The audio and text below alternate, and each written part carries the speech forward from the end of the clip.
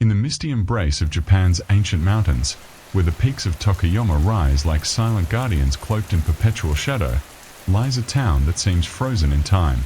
Tokuyama, a quiet haven nestled in the folds of rugged terrain, is a place where the air carries the faint echo of forgotten prayers and the subtle chill of unspoken fears. The streets, lined with weathered wooden homes and modest shops, hum with the subdued rhythm of daily life. Elderly residents shuffling along cobblestone paths, the distant chime of a temple bell cutting through the crisp autumn air. But beneath this serene facade lurks a deeper unease, a collective whisper among the locals about a place best left undisturbed.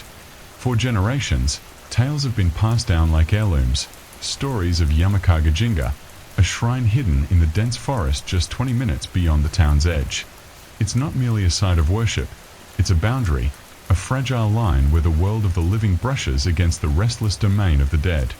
Over 400 years ago, during the turbulent Edo period, Yamakaga Jinga was erected not just to honor the mountain spirits who protected weary travelers navigating the treacherous paths.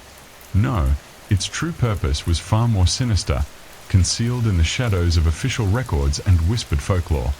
When death came violently or mysteriously to the villagers, a farmer slain by bandits under the cover of night, a young woman consumed by a raging fire that spared no one else, or a child lost to an inexplicable illness, their spirits refused to depart peacefully. These ornery, vengeful souls twisted by injustice were believed to linger, sowing chaos among the living. Crops withering overnight, inexplicable illnesses spreading like wildfire, shadows moving where none should. The shamans of old, wise yet burdened by their duty, transformed the shrine into a spiritual prison. Through intricate rituals involving sacred chants, offerings of rice and incense, and bindings woven from blessed ropes, they trapped these souls within the shrine's hallowed grounds, not to grant them peace or passage to the afterlife, but to contain them indefinitely, like prisoners in an eternal cell. The curse that bound them was a double-edged blade. Those who seek to capture our essence shall have theirs captured in return, forever entwined in our torment. Over centuries, dozens, perhaps hundreds, of these tormented entities accumulated, their collective rage festering like an untreated wound, growing more potent with each passing year. The forest surrounding the shrine is a living entity unto itself, a labyrinth of towering cedars whose branches interlace like the fingers of jealous lovers, blocking out the sun and casting the ground in perpetual twilight. Moss clings to the bark like a verdant shroud, and the underbrush rustles with the subtle movements of unseen creatures, or perhaps something more ethereal. The air here is thick, redolent with the earthy scent of damp soil and decaying leaves, mingled with the faint, acrid tang of pine resin. In the late afternoon, as the sun begins its descent, golden rays pierce the canopy in fleeting shafts, illuminating swirling motes of dust that dance like lost souls. Birds, if they venture near, fall silent, their songs replaced by the occasional creak of ancient trunks swaying in the breeze, a sound that mimics the groan of burdened spirits. It's a place where nature's harmony feels deceptive, lulling visitors into a false sense of tranquility before revealing its darker undercurrents. 5 years ago, the fragile equilibrium shattered. The last priest, an octogenarian named Hiroshi, whose wrinkled hands had performed the daily rites for decades, lighting incense at dawn, reciting incantations under the moon, passed away in his sleep. With no successor trained in the arcane arts, the shrine was abandoned, its rituals ceasing like a heartbeat stilled. Almost immediately, the reports began. Hikers spoke of strange lights flickering among the trees at dusk, not the warm glow of lanterns but cold, pulsating orbs that seemed to pulse with malice, drawing the eye and stirring an inexplicable dread. Voices echoed from the foliage, calling names in tones that mimicked long-deceased loved ones, a mother's gentle lullaby, a father's stern command, luring the unwary deeper into the woods. Apparitions materialized, figures in tattered kimonos, their faces pale as moonlit porcelain, eyes hollow pits of endless sorrow, vanishing when approached, leaving only a chill that seeped into the bones. Local authorities, pragmatic and dismissive, attributed it to overactive imaginations or optical illusions born of fatigue and fog. But the incidents persisted, escalating until warning signs were erected along the trails, stark red placards reading danger, avoid after sunset. The townsfolk heeded them, crossing themselves or muttering protective prayers when passing near the forest's edge. Outsiders, however, drawn by the allure of the unknown, often ignored them. Tourists seeking adventure, thrill seekers chasing ghosts. It was into this web of mystery that Kenji stepped, a 26-year-old freelance photographer from the bustling chaos of Tokyo. Tall and lean, with sharp features framed by tousled black hair, Kenji had built a modest fame on Instagram through his haunting images of Japan's forgotten corners. Crumbling temples overgrown with ivy, abandoned villages where time stood still, rural shrines whispering tales of bygone eras. His feed was a tapestry of moody atmospheres, sepia-toned ruins bathed in twilight, fog-shrouded paths that evoked a sense of melancholic beauty. Photography wasn't just a job for him. It was a passion, a way to capture the ephemeral, to freeze moments that spoke of history's quiet decay.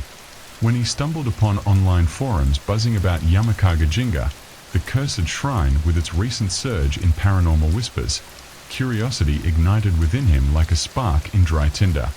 This could be it, he thought, scrolling through grainy user-submitted photos of flickering lights and shadowy figures. Something truly unique, especially at golden hour. The warnings intrigued rather than deterred him. They added spice, a layer of authenticity to the adventure. He imagined the acclaim, viral posts, followers praising his bravery and artistry. Packing his camera bag with lenses, tripods, and spare batteries, he boarded the train to Tokuyama, his mind alive with anticipation, the urban hum of Tokyo fading into the rhythmic clack of rails. Arriving in the afternoon, Kenji was struck by the town's idyllic charm. The sky was a canvas of soft greys and blues, autumn leaves carpeting the ground in vibrant reds and golds, their crunch underfoot a pleasing counterpoint to the distant murmur of a stream. He wandered the streets, inhaling the scent of fresh-baked mochi from a nearby shop, the warm, sweet aroma mingling with the crisp mountain air. Locals eyed him curiously, a city boy with his high-tech gear, but most shied away when he mentioned the shrine. "Not after dark," one woman muttered, crossing her arms as if warding off evil. Finally, in a dimly lit store filled with dusty antiques and herbal remedies, an elderly shopkeeper obliged. The man, his face a map of wrinkles etched by time, leaned on the counter, his voice a low rumble like distant thunder. "Yamakaga Jinga isn't like other shrines," he warned, his eyes darkening. "It holds spirits, doesn't honor them. The curse, it binds the ornery. Without the priest's rites, they're stirring, hungry. People have seen things, heard things, that change them." He described recent encounters, a hiker who returned babbling about voices, his hair turned white overnight, a tourist who vanished for days, found wandering with no memory. Kenji listened, a thrill of excitement mixing with a faint unease, like the first drop of rain before a storm. "I'm a professional," he replied with a confident smile. "I understand risks." But as he left, the old man's parting words lingered. "Some risks understand you better than you think." The hike began around 4 o'clock, the sun hanging low, casting elongated shadows that danced like specters along the trail. Kenji's backpack weighed comfortably on his shoulders, the strap rubbing against his jacket with each step. The path started wide and well-trodden, gravel crunching satisfyingly under his boots, flanked by ferns that brushed his legs like whispering confidants. Birds chirped sporadically, their melodies harmonious with the gentle rustle of leaves in the breeze. The air was invigorating, cool, laced with the fresh scent of pine and wildflowers blooming into fine clusters. As he ascended, the forest enveloped him, the canopy thickening until sunlight filtered in dappled patterns, painting the ground in a mosaic of light and shade. It felt almost magical, a serene escape from the city's clamor, and Kenji paused occasionally to snap preliminary shots, a twisted root emerging from the soil like a gnarled hand, dew-kissed leaves glistening like jewels. But after 30 minutes, the harmony began to fracture. The birdsong ceased abruptly, as if silenced by an invisible command, leaving only the echo of his footsteps, now unnaturally loud, reverberating like accusations. The air grew heavier, cooler, carrying a subtle undercurrent of decay, like wet earth after a burial. Fog materialized, rising from the ground in lazy tendrils that coiled around his ankles, their touch clammy and insistent. It didn't drift with the wind, Instead, it moved with deliberate grace, forming vague shapes, elongated figures, fleeting faces, that dissolved when he stared. Kenji's curiosity shifted, a subtle unease blooming in his chest, like the first twinge of doubt. Just the altitude, he muttered to himself, shaking it off, but his pace quickened, the trail narrowing into an overgrown vein through the woods. Reaching the shrine grounds, Kenji exhaled in awe. The main building stood majestic yet forlorn, its curved tiled roof sagging under mossy burdens, wooden pillars etched with faded carvings of protective symbols. Stone lanterns lined the path, some toppled like fallen soldiers, their surfaces slick with lichen. Ancient cedars towered overhead, their branches forming a natural cathedral, sunlight piercing through in ethereal beams that illuminated swirling fog like divine spotlights. The air here was still, pregnant with silence, scented with faint incense, old and smoky, interwoven with that persistent rot, evoking memories of forgotten altars and unburied secrets. It was beautiful, hauntingly so, and Kenji's photographer's eye lit up. He set up his tripod, the click of mechanisms a comforting ritual, framing shots that captured the interplay of light and shadow, the roof's graceful curve against the crimson sky, lanterns casting long, ominous silhouettes. For the first hour, immersion took hold. The golden hour approached, the light softening into a warm amber that gilded everything, the fog diffusing it into a dreamlike haze. Kenji moved with purpose, his breath steady, heart thrumming with creative flow. This is perfect, he thought, reviewing images on the LCD, moody, atmospheric masterpieces sure to captivate his followers. The environment felt alive in harmony, wind sighing through cedars like a lullaby, leaves rustling softly, the distant call of a solitary crow adding a poignant note. Yet, as the sun sank lower, discord crept in. The temperature dropped sharply, a biting cold that numbed his fingers despite gloves, his breath visible in white puffs that hung like ghosts. The fog thickened, no longer ethereal but oppressive, swirling in patterns defying the breeze, as if stirred by invisible hands. A rustle emerged, faint at first, like dry leaves skittering, but rhythmic, encircling from multiple directions, mimicking footsteps closing in. Kenji froze, ears straining in the heavy silence, his pulse quickening. It stopped when he focused, leaving him questioning his sanity. Imagination, he whispered, but the unease grew, curiosity souring into vigilance. Adjusting settings for a long exposure of the main shrine, a voice pierced the quiet. Kenji. Clear, conversational, his grandmother's timbre, warm yet now laced with an unearthly chill, as if spoken from underwater.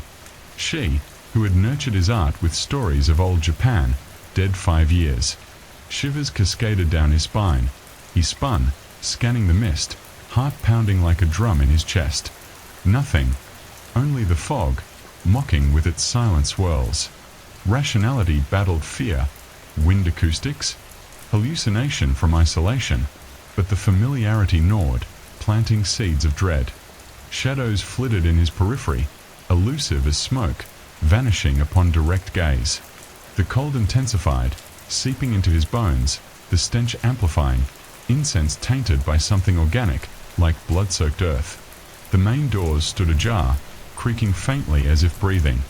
Peering inside, darkness swallowed the altar, the air thick with that foul reek, evoking visions of decaying offerings. "Come inside, Kenji," the voice cooed closer, pulling at him with emotional hooks, nostalgia twisted into temptation. His camera turned icy against his skin, a shock that snapped him back. The screen displayed an unshot image, the interior teeming with translucent figures in antique robes, faces contorted in agony, eyes, milky voids, fixed on him with hunger. Scrolling, horror unfolded, every photo infested, spirits multiplying from blurs to detailed apparitions, unseen in reality but captured, as if the lens tore the veil. Panic erupted, hands trembled, breath ragged, the reader feeling the claustrophobic terror, the watch sensation, the inescapable pull.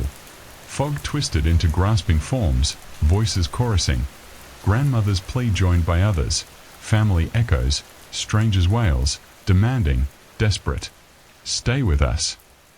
They flooded his mind with tales, The burned woman screams, scorching his thoughts, her skin crackling in phantom flames, the murdered man's rage of ice, his blooded wounds vivid in vision. These Henri, conscious prisoners of the curse, starved for release, each photo eroding barriers, inviting possession. Night fell absolute, fog a wall, paths looping in nightmare geometry. Footsteps encircled, whispers in ancient dialects like knives on glass, fabric rustling as shrouds approached. Phone dead, screen cursed glyphs. Camera glowed, spirit solid, advancing with predatory eyes. Tugs physical now, hands yanking toward oblivion. Desperation birthed recall, protective prayers. Reciting Buddhist chants, voices agitated, fog raged, but distance granted. He fled to cedars, a warded subshrine repelling them.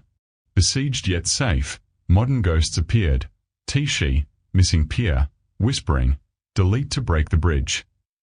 Agonizing, Kenji erased, souls howling, earth quaking, frost biting, but silence descended, fog fleeing. Escaping under moonlit paths, Kenji returned altered, shadows whispered, temperatures shifted unnaturally. He warned online, but the twist, his empty camera birthed one image, his face among Henri, grinning eternally. The curse claimed a peace. He was never truly free.